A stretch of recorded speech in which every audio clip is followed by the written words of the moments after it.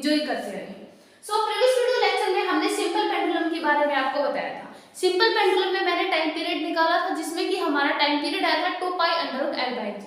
उसमें मैंने आपको करवाने से पहले एक और फॉर्मूला आया था हमारा, दैट इज 2π√mgL/I।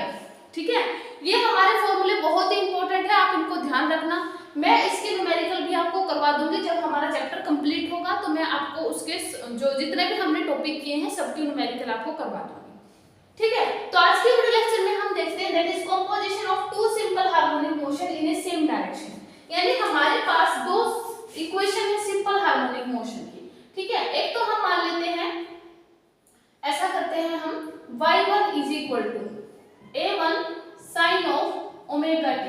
ठीक है, दूसरी हमारी इक्वेशन मान लेते हैं a2 sine of omega t plus का फाई। ये जो हमारा टॉपिक है ये IIT JEE के लिए बहुत ही ज्यादा इंपॉर्टेंट है क्योंकि इस पे बेस्ड क्वेश्चन पूछे गए हैं। मैं आपको इस पे बेस्ड न्यूमेरिकल करवाऊंगी जिससे कि आपको क्लियर हो जाएगा कि इस पे बेस्ड न्यूमेरिकल आते हैं वो उसको हम कैसे टैकल करेंगे। ठीक है, तो सबसे पहले देखो y1 y2 हमारे दो इक्वेशन आ गए, इसको हम इक्वेशन 1 बोल देते हैं, इसको 2 बोल देते हैं। ठीक है, अब हमें क्या निकालना है, इनका रिजल्टेंट। रिजल्टेंट हमारा क्या आ जाएगा, देखो इसको रिजल्टेंट को हम y बोल देते हैं, y is equal to y1 plus y2। दोनों को ऐड कर दें तो कितना आ जाएगा, a1 sine omega t plus का a2 sine of omega t plus का फाई। ठीक है, तो हमारे पास कितना बच जाएगा, a1 sine omega t plus का a2 साइन। अब यहाँ पे फॉर्मूला लगेगा a प्लस बी।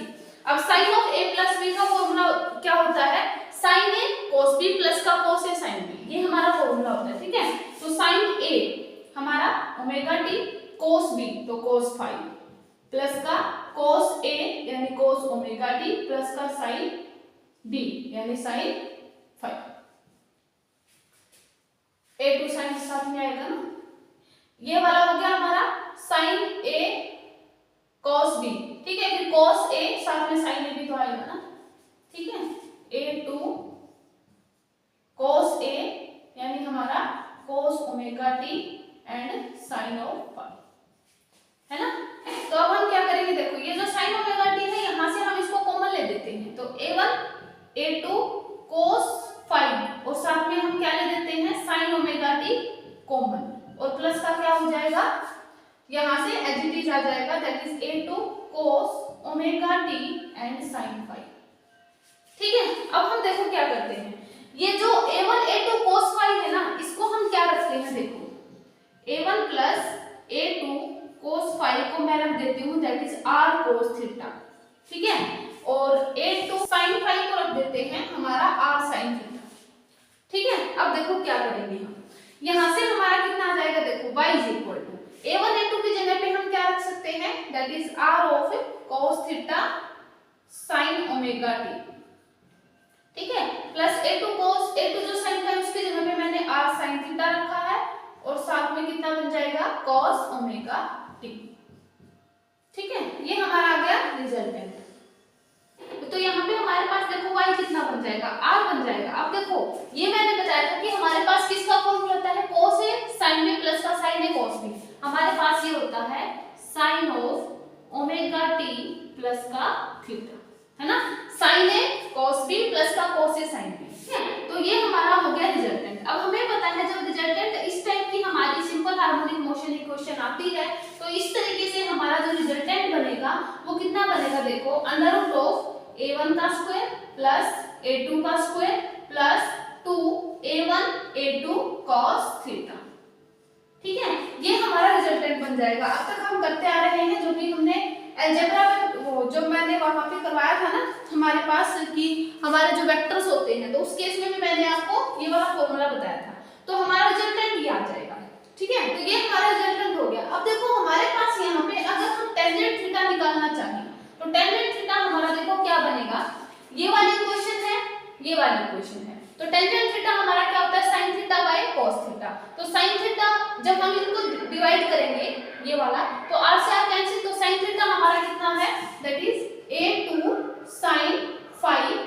ठीक है, और नीचे कितना आ जाएगा, that is a1 plus a2 and cos phi.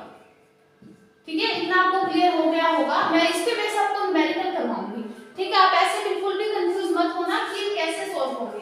मैं आपको इनके बेस जब न्यूमेरिकल करवाऊंगी ना तब आपको एक एक चीज क्लियर हो जाएगी। ठीक है, तो यहाँ से कि हमारे कैसे न्यूमेरिकल हम इनको टैकल करेंगे। ठीक है, तो ये हो गया हमारा रिजल्टेंट और ये हमारा हो गया a2 sin phi divided by a1 plus a2 cos phi। ठीक है, ये होगी हमारी। अब देखो ये हमारी कब थी, अगर हमारी जो सिंपल हार्मोनिक मोशन अगर सेम डायरेक्शन में जा रही हो तब। ठीक है, मैं एक बार चेक कर लेती हूँ हमारा। ठीक है, क्लियर है।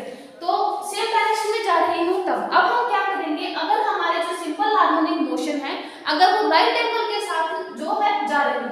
अब देखो हमारे पास जो IITJ जो मैंने आपको बताया है ना कि हमारा इंपॉर्टेंट है, उसमें हमारे पास ये ना पूछ करके पता है क्या पूछा जाएगा, हमारे पास जो है फेज दे दिया जाएगा। ठीक है, और हमसे पूछा जाएगा कि सिंपल हार्मोनिक मोशन जो दो मोशन है, जो दो इक्वेशन है सिंपल हार्मोनिक मोशन की, उनकी शेप क्या होगी। ठीक है, तो वो बहुत ज्यादा इंपॉर्टेंट है, इसलिए आपको वो वाले टॉपिक ज्यादा क्लियर करने की जरूरत है। ये वाला भी है क्योंकि इसी से रिलेटेड वो वाला टॉपिक है। ठीक है, तो मैं आपको सारा करवाऊंगी, तो वीडियो को थोड़ा सा ध्यान से देखना। अगर लेंथी हो भी जाए तो थोड़ा सा पेशेंस बना के रखिए। वैसे तो मैं खुद ही लेंथी नहीं बनाती हूँ, लेकिन जब टॉपिक इंपॉर्टेंट हो जाता है तो हमें थोड़ी सी लेंथी बनानी पड़ती है। ठीक है, अब देखो हमारे पास ऐसा करते हैं, x मान लेते हैं that is a sin omega t phi, sorry sin omega t, और y हमारा मान लेते हैं that is b sin of omega t plus का फाई। ये कब है, अगर हमारी simple harmonic motion perpendicular direction में जा रही है। ठीक है, आपको मैं इस फाई का रोल बताऊंगी, बहुत ही ज्यादा इंपॉर्टेंट है। देखो अगर हम यहां से निकाले, देखो x बाई सॉरी a है, तो x बाई a हमारा कितना हो जाएगा that is sin omega t। इसको हम इक्वेशन 1 दे देते हैं। ठीक है, यहां से अगर हम cos ओमेगा t निकालें तो cos ओमेगा t हमारा कितना होता है, cos स्क्वायर निकाल देते हैं 1 minus sin square omega t, बिल्कुल होता है। ठीक है, तो 1 minus x square by a square बनेगा ना, लेकिन हमें क्या निकालना है, ओनली cos ओमेगा t। तो उसके लिए हमें क्या कर देते हैं, स्क्वायर रूट कर देते हैं 1 माइनस का x square by a square. इतना क्लियर हुआ आपको, cos ओमेगा t हमारा ये आ गया। ठीक है, अब अगर हम यहां से इक्वेशन निकालें, सेकंड ये वाली हमारी फर्स्ट थी, ये सेकंड थी, तो फ्रॉम सेकंड से अगर हम इक्वेशन निकालें तो कितना आ जाएगा, y by b is equal to sine of omega t। अब देखो वही वाला है sin a प्लस b, तो sin a cos b plus का cos a sin b। ठीक है ना, यही है। अब देखो हमारे पास sin ओमेगा t है, इसको हम sin ओमेगा t हमारे पास x बाई a है। ठीक है, तो y by b is equal to x by a, cos phi हमारा क्या रहेगा, एज इट इज, प्लस का cos ओमेगा t अभी अभी मैंने निकाला है, ये आ जाएगा under root 1 minus x square by a square, और ये आ जाएगा sin। ठीक है, अब हम क्या करते हैं, तो इस तरफ ले आते हैं। ठीक है, तो y बाई b माइनस का x by a cos phi is equal to under root 1 minus x square by a square into sin phi. ये देखो आपको अभी ऐसा लग रहा होगा कि इंपॉर्टेंट नहीं है, लेकिन जब यहाँ पे एंगल की बात आएगी ना तो आपको दो सिंपल हार्मोनिक मोशन के बारे में, जब एंगल के बारे में बताया जाएगा कि इन दोनों जो सिंपल हार्मोनिक मोशन है इनमें ये एंगल है, तो हमारी शेप कैसी बनेगी, तो आपको वो चीज वहां पे मैटर करेगी कि यहाँ पे ये जो पूरा हमारा डेरिवेशन हो रहा है ये उसी बेस पे हो रहा है। हम यहाँ से हमें फाई का और इनका रिलेशन पता चलेगा और तब हमारे पास शेप निकल के आएगी। तो आप बिल्कुल भी ऐसे कंफ्यूज ना हो कि क्या इंपॉर्टेंट है, इनकी बहुत ही ज्यादा इंपॉर्टेंस है। तो अब हम क्या करते हैं, दोनों तरफ स्क्वायर कर देते हैं। तो दोनों तरफ स्क्वायर करेंगे तो y square by b square plus का x square by a square, ठीक है, cos स्क्वायर फाई माइनस का कितना आ जाएगा 2xy by ab cos phi, है ना, ये बनेगा क्योंकि माइनस का 2ab, ठीक है, ये आ जाएगा। उसके बाद is equal to 1 minus x square a square sin phi. ठीक है, ये है। अब हम देखो जब इसको सोल्व करेंगे तो ये आ जाएगा y square by b square plus का, देखो x square by a square cos square phi, ये x square plus by a square into sine square phi बनेगा, क्योंकि दोनों तरफ स्क्वायर किया तो साइन स्क्वायर फाइव बनेगा। इसको इस तरफ लेके आएंगे प्लस, तो यहाँ पे हम ऐसा कर सकते हैं कि हमारे पास x square by a square cos square plus sine square हमारा बना जाएगा माइनस का 2xy a b into cos phi. ये देखो ये हमारा जो फाइनल आया है ना हमारे पास, जो टोटल हमारा जब हमने इनको क्या किया है ऐड दोनों इक्वेशन को, इस वाली इक्वेशन से जब हमने सेकंड से इक्वेशन निकाली है ना यहाँ से, तो हमारे पास ये वाली आई है। ठीक है, ये इक्वेशन हमारी बहुत ही ज्यादा इंपॉर्टेंट है। ये हमें बताती है अगर हमारी दो सिंपल हार्मोनिक मोशन जो होंगी अगर वो किसी एंगल से अगर चेंज होंगी तो उस केस में हमारे पास शेप क्या बनेगी। तो ये बहुत ही ज्यादा इंपॉर्टेंट है। और हमने शुरू में इसको क्या कंसीडर करके चले थे कि अगर हमारी दो simple harmonic motion perpendicular direction में जा रही हो तो उस केस में हमारे पास ये क्या बनेगा, that is equation of ellipse. आपको इसको ध्यान रखना है, ये इक्वेशन ऑफ इलिप्स है। ठीक है, इसको ध्यान रखना। अगर इस तरीके का आपके पास कोई इक्वेशन या फिर कोई न्यूमेरिकल आता है और आपसे पूछ लिया जाता है कि दो सिंपल हार्मोनिक मोशन में अगर ये इक्वेशन है तो उसमें हमारी ये क्या बनेगी, कौन सी इक्वेशन है, that is equation of ellipse. अब देखो यहाँ से हमारे पास आ जाते हैं केस, क्योंकि हमें पता है जहां पे एंगल आ गया वहां पे केस आना बिल्कुल है। तो यहाँ पे आप इन सारी चीजों को ध्यान रखना। ठीक है, ये हमारा सिंपल डेरिवेशन था। मेन हमारे पास ये है y square by b square plus का x square by a square minus का 2xy by a b into cos phi. ठीक है, मैं इस सारी चीजों को रिमूव कर देती हूँ, सिर्फ इतना रखते हैं जो हमारे काम का है या फिर इम्पोर्टेंट है। ठीक है, तो देखो मैं यहाँ पे इसको लिख देती हूँ y square by b square plus का x square by a square. अभी हम इसकी केस करेंगे ना तो वहां से आपको बिल्कुल क्लियर हो जाएगा कि कैसे हमें क्वेश्चन को टैकल करना है। ठीक है, मैं इसको रिमूव कर देती हूँ। ठीक है, अब देखो, अब अगर हमारा मान लिया कि यहाँ से अगर फेज डिफरेंस दोनों में क्या आ जाए, दोनों जो हमारी इक्वेशन है सिंपल हार्मोनिक मोशन की, अगर उनमें फेज डिफरेंस 0 आ जाए। ठीक है, अब तक हमने शुरू में कंसीडर हम यही करके चले थे कि हमारे पास क्या है,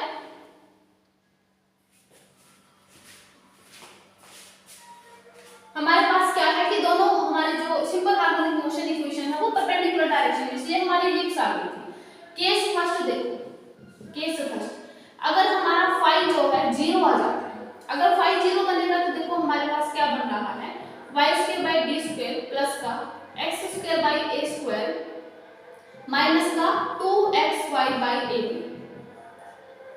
ठीक है, हमारे पास फाई 0 बन गया। इसका मतलब देखो क्या हुआ, यहाँ पे ये जो y बाई b ये सारा किसका है, y बाई b प्लस का क्या है x by a sorry minus का x बाई a का स्क्वायर का है ना, is equal to 0।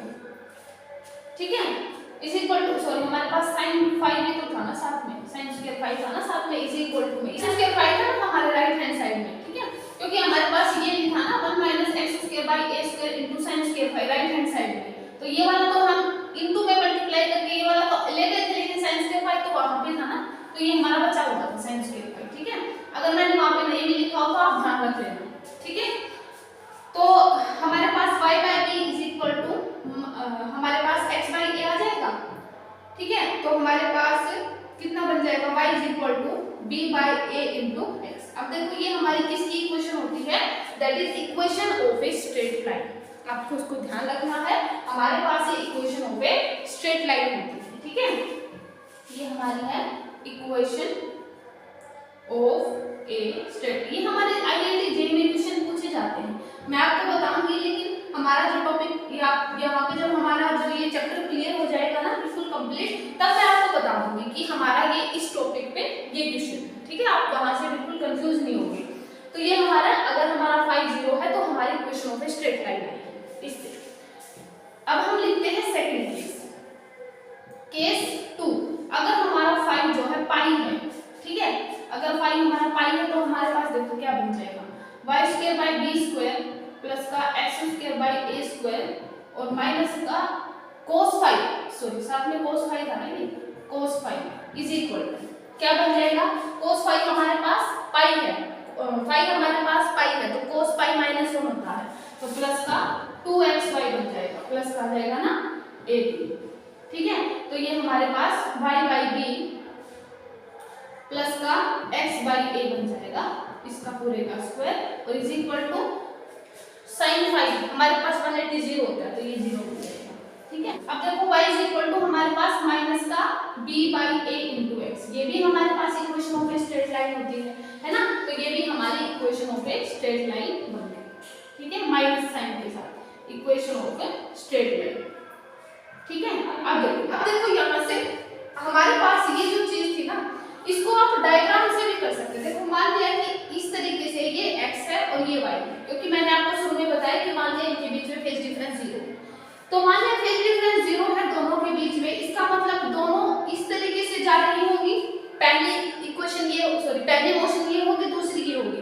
Phase difference 0 होने का मतलब आप समझ रहे हो ना, उनके बीच में कोई भी एंगल ना हो। तो देखो अगर उनके बीच में कोई भी एंगल नहीं होगा तो देखो स्ट्रेट लाइन बन रही है, जो कि हमारी यहाँ पे रिजल्ट आया है। अगर यहाँ पे पाई है, पाई का तो हमारे पास हमें पता है पाई है, तो 180 डिग्री का जो किया जाएगा हमारे पास 180 डिग्री में हमें ये क्या देंगे ऑपोजिट, क्योंकि मान लिया इस तरीके से है, ये वाला फेज है, ये इस तरफ जा रही होगी, ये इस तरफ जा रही होगी, तो माइनस का आएगा ना हमारा, तो ये हमारी ऑपोजिट हो जाएगी, ठीक है। सेकंड हमारा जो थर्ड केस होगा ना, थर्ड केस में हम ऐसा करते हैं कि हमारा जो फेज डिफरेंस है उसको हम पाई बाय 2 ले लेते हैं, ठीक है। मैं इसको रिमूव कर रही हूँ, ठीक है। आप इनके डायग्राम को ध्यान रखना,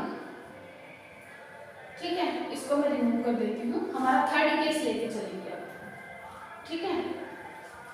तो देखो केस थर्ड में हमारे पास क्या है कि हमारे पास जो फाई है वो कितना है, दैट इज पाई बाय 2।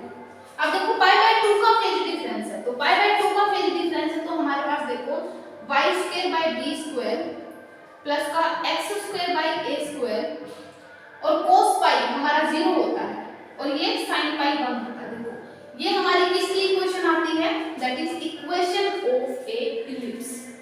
आपको इतना क्लियर होगा कि जब मैंने आपको बताया था कि अगर हमारे दो simple harmonic motion perpendicular direction में मूव करते हैं तो उस केस में हमारे पास that is equation of ellipse बनता है, जो कि शुरू में भी हमारे पास आई थी। तो ये हमारी क्या बन गई है, that is equation of A ellipse, ठीक है। और अगर हम इसमें इसी में अगर हम ऐसे लेकर चले, देखो ये है हमारे पास पाई बाय 2 का फेज डिफरेंस है, इसका मतलब देखो ये है और ये है, ये हमारा फेज डिफरेंस इस तरीके से होगा, ठीक है। तो पाई बाय 2 का ये x है और ये y है, तो ये हमें इलिप्स देगा, ठीक है। और अगर इसी में हम ऐसा कंसीडर करें कि हमारे पास a is equal to b है, ठीक है, यानी a ये वाली जो लेंथ है और ये वाली जो लेंथ है अगर ये इक्वल हो जाए, तो अगर a is equal to b आ जाता है तो हमारे पास y स्क्वायर प्लस का x square is equal to कितना आ जाएगा, दैट इज a स्क्वायर, क्योंकि ये भी आ जाएगा a स्क्वायर और ये हमें क्या देती है, that is equation of a circle. यानी हमारे पास सारी लेंथें इक्वल होंगी, अगर ये a है तो ये भी a, ये आपको ध्यान रखना है। अगर ये a है तो ये b है, क्योंकि ये इक्वेशन ऑफ ए इलिप्स है। अगर हमारा पाई बाय 2 का फेज एंगल है, तो अगर इक्वेशन ऑफ इलिप्स है यानी पाई बाय 2 के फेज एंगल से अगर दोनों सिंपल हार्मोनिक मोशन मूव कर रही होती हैं तो उस केस में हमें वो इलिप्स देता है। लेकिन अगर उसी केस में a is equal to b आ जाता है, यानी दोनों a और b लेंथ इक्वल हो जाती है, तो वो हमें इक्वेशन ऑफ ए सर्कल देगा। आप यहाँ से भी देख सकते हैं, a को b माना तो उधर a चला जाएगा, तो ये हमें इक्वेशन ऑफ ए सर्कल देगा,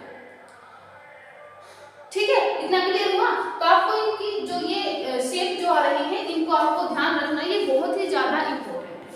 थर्ड जो हमारा फोर्थ केस आएगा, अगर हम यहाँ पे इसको पाई बाय 4 लेकर चलते हैं, ठीक है, मैं इसको रिमूव कर रही हूँ, आप वीडियो को पॉज करके इसको लिख लेना, बिकॉज इट्स वेरी इंपॉर्टेंट। तो मैं इसको रिमूव कर रही हूँ, ठीक है।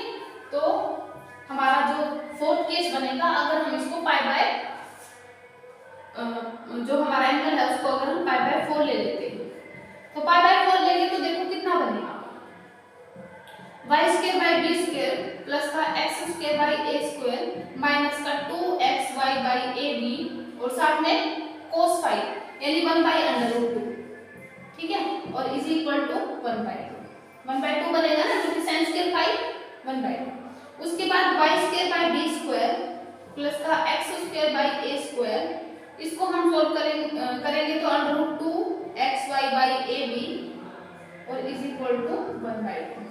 तो ये इक्वेशन जो आती है हमारी, ये हमारी ओब्लिक इलिप्स की इक्वेशन होती है, that is equation of oblique ellipse.